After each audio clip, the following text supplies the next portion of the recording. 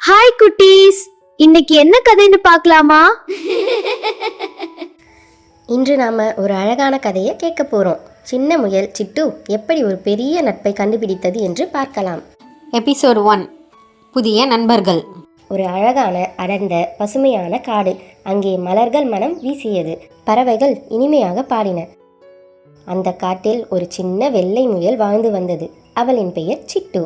சிட்டு மிகவும் நல்ல மனமுடையவள். ஆனால் அவளுக்கு ஒரு சின்ன கவலை இருந்தது. மரத்தடியில் அமைதியாக உட்கார்ந்திருந்த சிட்டு மெதுவாக நினைத்தாள். எல்லாருக்கும் நண்பர்கள் இருக்காங்க. மான்கள் கூட்டமாக விளையாடுது, குரங்குகள் மரத்தில் குதிக்குது. ஆனா எனக்கு மட்டும் யாரும் இல்லை. சிட்டு தன் கண்களில் சின்ன சோகத்துடன் வானத்தை பார்த்தாள். நான் இவ்வளவு சின்னவளா இருக்கிறதால யாரும் என்னை நண்பனா நினைக்க மாட்டாங்களா என்று அவள் மனதில் கேட்டுக்கொண்டாள். அந்த நேரத்தில் புதருக்குள் இருந்து ஒரு சத்தம் கேட்டது. சிட்டு திடீரென்று எழுந்து நின்றாள். யாரது என்று அவள் பயந்து சுற்றி பார்த்தாள். அது நரியா அல்லது சிங்கமா? சிட்டு இதயம் துடிக்கத் தொடங்கியது. அப்பொழுது புதருக்குள் இருந்து மெதுவாக ஒரு சிறிய பையன் வெளியே வந்தான். அவன் பெயர் அருண். அருண் காடை பார்த்து ஆச்சரியப்பட்டான். வாவ், என்ன அழகான காடு! பின்னர் அவன் சிட்டுவை பார்த்தான். அடடா, ஒரு சின்ன முயல் என்று அவன் சிரித்தான். சிட்டு கொஞ்சம் பின்னால் சென்றாள். மனிதனா? மனிதர்கள் ஆபத்தானவர்கள் என்று பாட்டி சொன்னது நினைவுக்கு வருகிறது என்று அவள் பயந்தாள். ஆனால் அருண் மெதுவாக குனிந்து மென்மையாக பேசினான். பயப்படாதே, நான் உன்னை காயப்படுத்த மாட்டேன். அவன் தனது பையில் இருந்து ஒரு கேரட்டை எடுத்தான். இதோ உனக்காக கொண்டு வந்தேன் என்று அவன் சிரித்தான். சிட்டு குழப்பமடைந்தாள். அவன் உண்மையிலேயே நல்லவனா அல்லது என்னை ஏமாற்ற வரானா என்று அவள் யோசித்தாள். அவள் மெதுவாக அருகில் சென்றாள். கேரட்டை மணந்தாள். அது ரொம்ப ருசியாக இருந்தது. சிட்டு மெதுவாக சிரித்தாள். அதை பார்த்த அருண் மகிழ்ந்தான். நீ சிரிக்கிறத பார்த்தா எனக்கு ரொம்ப சந்தோஷம் என்று அவன் சொன்னான். நான் அருண், உன் பெயர் என்ன என்று கேட்டான். சிட்டு கொஞ்சம் தயக்கத்துடன் என் பெயர் சிட்டு என்று சொன்னாள். நாம் நண்பர்களா என்று அருண் கேட்டான். சிட்டு ஒரு நொடி யோசித்தாள். பின்னர் அவள் முகத்தில் ஒரு அழகான சிரிப்பு மலர்ந்தது. நண்பர்கள் என்று அவள் சொன்னாள். அந்த நாள் முதல் சிட்டு தனிமையை மறந்தாள். அவர்கள் இருவரும் காடு முழுக்க சுற்றி பார்த்தார்கள். அருண் சிட்டு வேகமாக ஓடுவதைக் கண்டு சிரித்தான். சிட்டு முதல் முறையாக மிகவும் மகிழ்ச்சியாக உணர்ந்தாள். ஆனால் அவர்கள் மகிழ்ச்சியாக விளையாடி கொண்டிருந்த அந்த நேரத்தில் புதருக்குள் ஒரு ஜோடி கண்கள் அவர்களை பார்த்து கொண்டிருந்தது. சின்ன முயலும் மனிதனும் என்று ஒரு மெதுவான குரல் கேட்டது. இது எனக்கு நல்ல வாய்ப்பு. அது யார் தெரியுமா? சிட்டு மற்றும் அருணுக்கு என்ன ஆபத்து காத்திருக்கிறது? அடுத்த எபிசோடில் தெரிந்து கொள்ளலாம். புதிய நண்பர்களை சந்திக்க பயப்படாதீர்கள், ஆனால் எப்பொழுதும் கவனமாக இருங்கள். எபிசோட் 2. பேராசை நரி. சிட்டு மற்றும் அருண் மகிழ்ச்சியை யாரோ மறைமுகமாக பார்த்து கொண்டிருந்தது யார் தெரியுமா? அந்த புதருக்குள் இருந்தது ஒரு பேராசை பிடித்த நரி. அந்த நரி மிகவும் புத்திசாலி, ஆனால் அதைவிட அதிகமாக பேராசை கொண்டது. மனித பையன் காட்டுக்குள் தனியாக வந்திருக்கான். இந்த முயலும் அவனோடு இருக்குது. இது எனக்கு நல்ல வாய்ப்பு என்று நரி மனதில் நினைத்தது.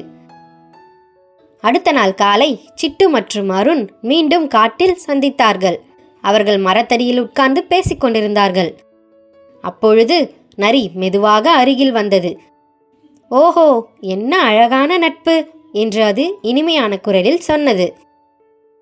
சிட்டு உடனே எச்சரிக்கையாக மாறினாள்.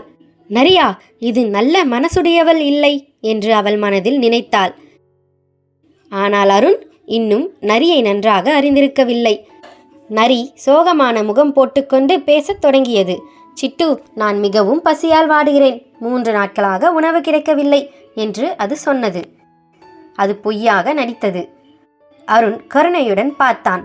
அப்போ உனக்கு உதவி செய்யணும் இல்லையா என்று கேட்டான். சிட்டு உடனே யோசித்தாள். நரி இவ்வளவு சீக்கிரம் நல்லவளாக மாறாதே, இது ஏதோ திட்டம் போல் இருக்கே. நரி தொடர்ந்து சொன்னது. அருண், நீங்க கிராமத்துக்கு போறீங்களே, அங்கிருந்து கொஞ்சம் உணவு கொண்டு வந்தால் நான் உயிர் பிழைக்க முடியும். அருண் உதவ விரும்பினான். ஆனால் சிட்டு மெதுவாக அவனை பார்த்தாள். அருண் எல்லாரையும் உடனே நம்பக்கூடாது. அருண் சற்று யோசித்தான். அந்த நேரத்தில் சிட்டு ஒரு சின்ன திட்டம் போட்டாள். நரியக்கா, உங்களுக்கு உண்மையிலேயே பசிக்குதா என்று சிட்டு கேட்டாள். ஆமாம், மிகவும் பசி என்று நரி பதில் சொன்னது. அப்படியென்றால் இந்த கேரட்டை சாப்பிடலாமே என்று சிட்டு சொன்னார். நரி முகம் சுருங்கியது. அதற்கு கேரட் பிடிக்காது, அது மாமிசம்தான் விரும்பும். நான் கேரட் சாப்பிட மாட்டேன் என்று அது தடுமாறியது. அப்பொழுது சிட்டு புரிந்து கொண்டாள். இது உண்மையான பசி இல்லை, இது ஒரு பொய் நாடகம். அருணும் உணர்ந்தான். நரி, நீ எங்களை ஏமாற்ற முயற்சி செய்தாய் என்று அவன் சொன்னான். நரி கோபமடைந்தது. சின்ன முயலே, நீ மிகவும் புத்திசாலி, ஆனால் இதோடு முடிஞ்சு விடாது என்று அது குறைத்தது. அதன் பிறகு அது வேகமாக ஓடி மறைந்தது. அருண் சிட்டுவை பார்த்து சிரித்தான். நீ இல்லை என்றால் நான் ஏமாந்திருப்பேன். சிட்டு மெதுவாக சொன்னால், நட்பு என்றால் பாதுகாப்பும் தான். அந்த நாள் அவர்கள் இன்னும் நெருக்கமான நண்பர்களாக ஆனார்கள். ஆனால் நரி மனதில் ஒரு கோபம் வளர்ந்து கொண்டே இருந்தது. இந்த முயலை நான் ஒரு நாள் பழி வாங்குவேன் என்று அது நினைத்தது. சிட்டு மற்றும் அருண் இன்னும் பெரிய ஆபத்தை எதிர்கொள்ளப் போகிறார்கள். அது என்ன தெரியுமா? நெக்ஸ்ட் எபிசோட்ல பார்க்கலாம். எல்லாரையும் உடனே நம்பக்கூடாது. புத்திசாலித்தனம் மற்றும் கவனம் நம்மை ஆபத்திலிருந்து காப்பாற்றும். சிட்டு மற்றும் அருணை ஏமாற்ற முயற்சி செய்தது என்பதை பார்த்தோம். ஆனால் காட்டில் இன்னும் பெரிய ஆபத்து ஒன்று உருவாகி கொண்டிருந்தது. எபிசோட் 3, காட்டு ராஜாவின் கோபம். அந்த காட்டின் ராஜா ஒரு பெரிய வலிமையான சிங்கம். அது மிகவும் பலமானது, ஆனால் அதே அளவுக்கு கோபக்காரனும். ஒரு நாள் அது வேட்டையாடச் சென்றது. ஆனால் முழு நாளும் முயற்சி செய்தும் அதற்கு உணவு கிடைக்கவில்லை. சூரியன் மறையத் தொடங்கியது. சிங்கத்தின் பசி அதிகரித்தது. அதன் கோபமும் அதிகரித்தது. இந்த காட்டில் யாரும் எனக்கு மதிப்பு கொடுக்கவே இல்லை என்று அது கர்ஜித்தது. அந்த சத்தம் முழு காட்டையும் நடுங்கச் செய்தது. மான்கள் ஓடின, குரங்குகள் மரத்தில் ஏறின, பறவைகள் பறந்தன. அனைவரும் பயந்தார்கள். சிட்டு கூட அந்த சத்தத்தை கேட்டாள். இது நல்ல அறிகுறி இல்லை என்று அவள் மெதுவாக சொன்னாள். அருண் அவளை பார்த்தான். சிங்கம் ரொம்ப கோபமா இருக்குது போல என்று சொன்னான். அந்த நேரத்தில் சிங்கம் எல்லா விலங்குகளையும் கூப்பிட்டது. எல்லோரும் இங்கே வாருங்கள் என்று அது கர்ஜித்தது.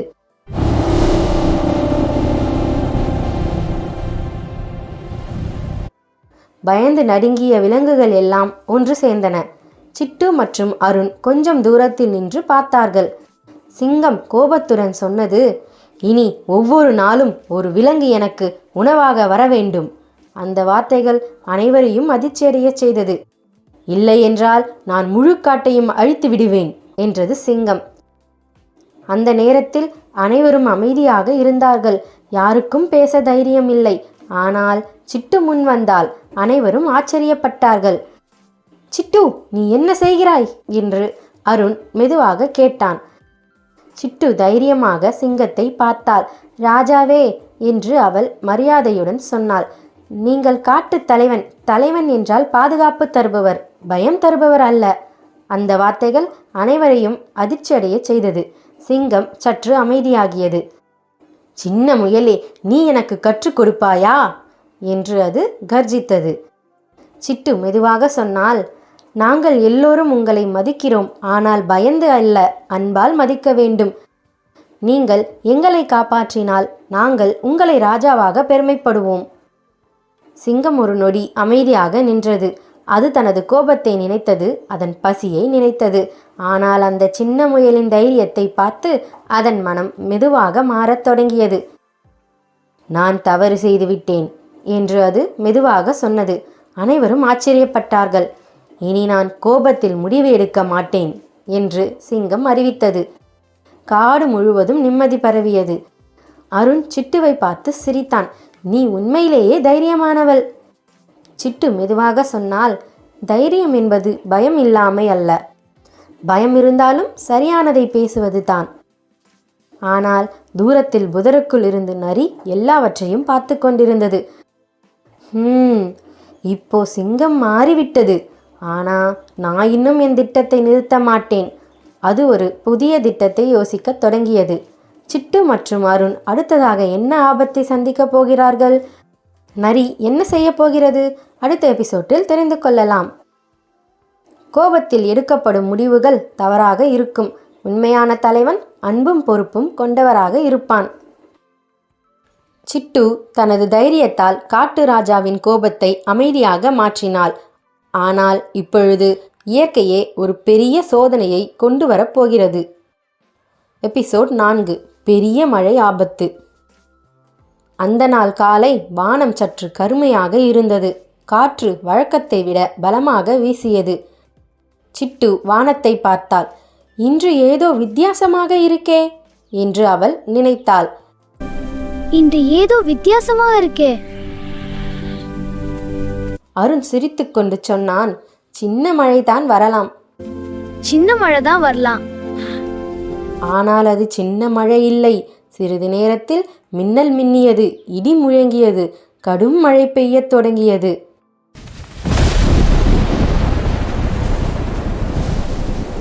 காடு முழுவதும் நீர் நிரம்பத் தொடங்கியது. ஆறு மெதுவாக பெருக்கெடுத்து ஓட ஆரம்பித்தது. மான்கள் பாதுகாப்பான இடம் தேடி ஓடின. குரங்குகள் உயரமான மரங்களில் ஏறின. பறவைகள் கூடுக்குள் ஒளிந்தன. சிட்டு மற்றும் அருண் ஒரு பெரிய மரத்தடியில் நின்றிருந்தார்கள். அருண், நம்ம உயரமான இடத்துக்கு போகணும் என்று சிட்டு சொன்னாள். அவர்கள் ஓடத் தொடங்கினார்கள். ஆனால் மழைநீர் வேகமாக உயர்ந்தது.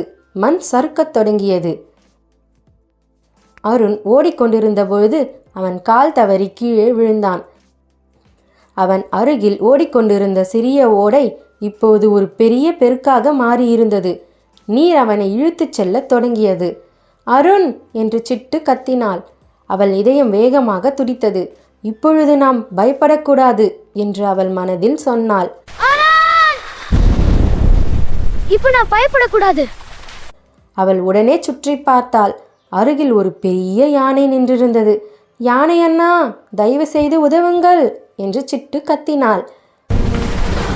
யானை அண்ணா, தயவு செய்து உதவுங்கள். யானை உடனே நிலையை புரிந்து கொண்டது. அது தனது நீண்ட தும்பிக்கையை நீட்டி நீரில் சிக்கியிருந்த அருணை பிடித்தது. மிகுந்த முயற்சியுடன் அருணை கரைக்கு இழுத்து கொண்டு வந்தது.